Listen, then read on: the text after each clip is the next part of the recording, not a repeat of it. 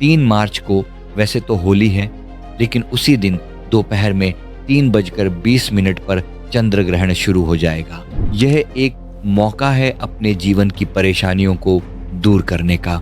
और यह ग्रहण शाम को, लेकिन हमारे घरों में बच्चे होते हैं, बुजुर्ग होते हैं, कोई बीमार हो सकता है या गर्भवती महिलाएं हो सकती हैं। और अगर पैसों की तंगी है तो लक्ष्मी अष्टकम का पाठ करें। अब जैसे ही ग्रहण का नाम आता है, प्रभावशाली प्रयोग मैं आपको बताता हूं, इसे ध्यान से सुनिएगा।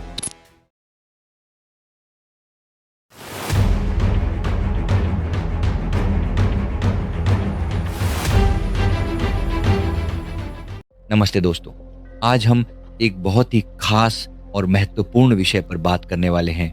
आप जानते हैं कि हमारे भारतीय कैलेंडर में त्योहारों और ग्रहों की चाल का कितना गहरा संबंध होता है।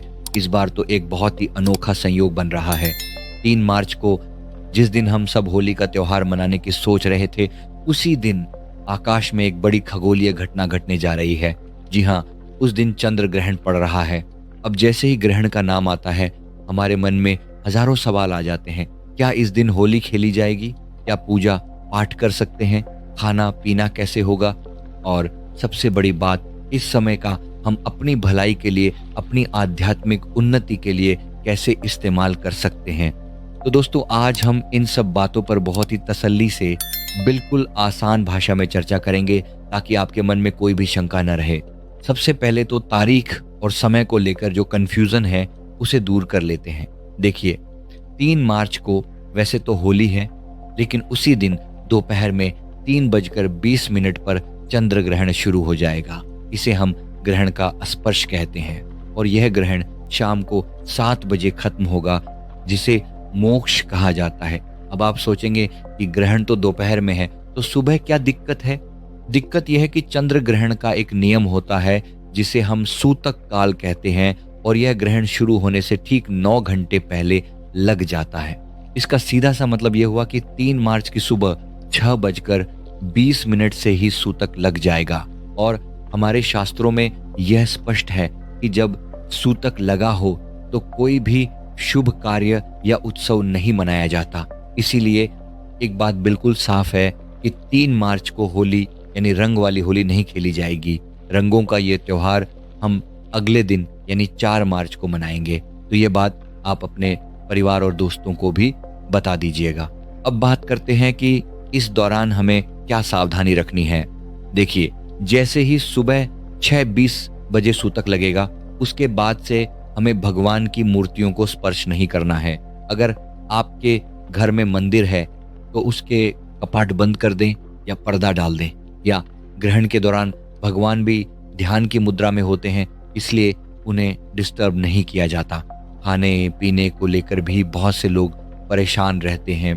तो मैं आपको बता दूं कि जो लोग स्वस्थ हैं, जवान हैं और समर्थ हैं, उन्हें कोशिश करनी चाहिए कि ग्रहण के दौरान और सूतक काल में पका हुआ भोजन न करें। आप फल वगैरह खा सकते हैं, लेकिन हमारे घरों में बच्चे होते हैं, बुजुर्ग होते हैं, कोई बीमार हो सकता है या गर्भवती महिलाएं हो सकती हैं। उन पर यह नियम सख्ती से लागू नहीं होता, वे भोजन कर सकते हैं। बस आपको एक छोटा सा और बहुत ही कारगर उपाय करना है। सूतक लगने से पहले ही, यानी सुबह 6 बजे से पहले, आपके घर में जो भी पका हुआ खाना, दूध, दही या पीने का पानी रखा है, उसमें तुलसी के पत्ते डाल दीजिए। तुलसी पत्र डालने से वह भोजन अशुद्ध नहीं होता और उसे ग्रहण किया जा सकता है। गर्भवती महिलाओं को थोड़ा विशेष ध्यान रखना चाहिए। कोशिश करें कि ग्रहण के दौरान घर से बाहर न निकलें, सीधे ग्रहण की छाया में न आएं और न ही कोई नुकीली चीज जैसे सुई, कैंची या चाकू का इस्तेमाल करें। और एक बात जो सबके लिए है, ग्रहण के दौरान सोना नहीं चाहिए। दोपहर 3:20 से शाम 7 बजे तक का समय जागते हुए ईश्वर का ध्यान करते हुए बिताना है। यह सोने का नहीं बल्कि जागने का समय है। वीडियो में आगे बढ़ने से पहले मैं आपके साथ एक बहुत ही महत्वपूर्ण और जीवन बदल देने वाली जानकारी साझा करना चाहता हूँ। क्या आप महसूस करते हैं कि आपके घर या ऑफिस में भारीपन रहता है? क्या आपकी मेहनत के बावजूद आपकी तरक्की में बार बार बाधाएं आ रही हैं? सेल्फ अवेकनिंग मिशन आपके लिए लाया है एक विशेष black magic removal negativity clearance class. इस कोर्स में आप सीखेंगे कि कैसे अपने और अपने परिवार के ऊपर से हर तरह की नेगेटिव एनर्जी को जड़ से खत्म करें। घर या वर्क प्लेस, ऑफिस के वास्तु दोष और नकारात्मक प्रभाव को दूर कर वहां सुख समृद्धि लाएं। रुके हुए कामों को गति दें और जीवन में आ रही अनचाही रुकावटों का समाधान पाएं। मानसिक तनाव, डर और अज्ञात बाधाओं से मुक्ति पाकर इनर पीस प्राप्त करें। यह सिर्फ एक क्लास नहीं, बल्कि खुद को और अपनों को सुरक्षित रखने का एक शक्तिशाली माध्यम है। खुद को बदलने के साथ साथ दूसरों के जीवन में रोशनी लाने का यह एक सुनहरा अवसर है। सीटें सीमित हैं। इस क्लास से लाभ उठाने और अपना रजिस्ट्रेशन सुनिश्चित करने के लिए अभी स्क्रीन पर दिए गए नंबर पर संपर्क करें। तो दोस्तों, अब वापस आते हैं ग्रहण की उस शक्ति पर जिसे हम अक्सर नजरअंदाज कर देते हैं।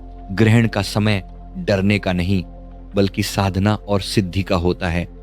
हमारे ऋषि मुनि कहते हैं कि सामान्य दिनों में किया गया जाप अगर 1 गुना फल देता है, तो ग्रहण काल में किया गया वही जाप लाखों गुना फल देता है। यह समय अपनी सोई हुई किस्मत को जगाने का है। क्योंकि यह ग्रहण होली के दिन पड़ रहा है, तो इसकी शक्ति और भी ज्यादा बढ़ गई है। यह एक सिद्ध काल बन गया है। इस समय आप अपने इष्ट देव, यानी जिन्हें आप सबसे ज्यादा मानते हैं, उनसे जुड़े मंत्रों का पाठ करें। अगर आप हनुमान जी के भक्त हैं तो हनुमान चालीसा पढ़ें। अगर आप देवी के भक्त हैं तो दुर्गा कवच या काली कवच का पाठ करें। शिव भक्तों के लिए रुद्राष्टकम का पाठ करना बहुत ही शुभ रहेगा। अब मैं आपको आपकी समस्याओं के हिसाब से कुछ बहुत ही सटीक उपाय बताता हूं। अगर आपको लगता है कि आपके ऊपर किसी की बुरी नजर है या आपको अनजाना डर सताता है, तो आपको कवच का पाठ जरूर करना चाहिए। चाहे वो राम रक्षा स्तोत्र हो या काली कवच, यह आपके चारों ओर एक सुरक्षा घेरा बना देगा। अगर बीमारी पीछा नहीं छोड़ रही, तो इस दौरान महामृत्युंजय मंत्र का जाप करें। यह संजीवनी का काम करता है। और अगर पैसों की तंगी है, तो लक्ष्मी अष्टकम का पाठ करें। एक बहुत ही गुप्त और प्रभावशाली प्रयोग मैं आपको बताता हूं, इसे ध्यान से सुनिएगा। जब भी आप ग्रहण के दौरान जाप करने बैठें, तो अपने पास एक तांबे के लोटे में गंगा जल भरकर रख लें। गंगा जल पास होने से आपके जाप की वाइब्रेशन, उसकी शक्ति कई गुना बढ़ जाती है। आप चाहें तो पहले से ही पूजा के कमरे से बाहर एक दीपक, माचिस और आसन निकाल कर रख लें, ताकि सूतक के दौरान आपको मंदिर को हाथ न लगाना पड़े। आप एक जगह बैठकर दीपक जलाकर उस गंगा जल के पास बैठकर जाप करें। अगर आपको संस्कृत नहीं आती या बड़े मंत्र पढ़ने में दिक्कत होती है, तो घबराइए मत। ईश्वर भाषा नहीं, भाव देखते हैं। आप सिर्फ नाम जप कर सकते हैं। जय मां काली, ओम नमः शिवाय, या सिर्फ सीताराम सीताराम का जाप करें। मां काली काल की देवी हैं, वो समय को पलटने की ताकत रखती हैं। इसलिए अगर कुछ समझ न आए, तो बस अपने भगवान का नाम लेते रहें, वही सबसे बड़ी पूजा है।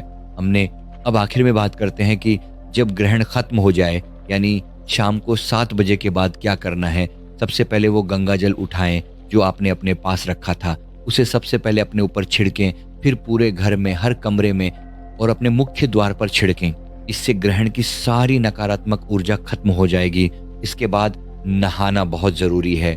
स्नान करने के बाद ही आप शुद्ध माने जाएंगे।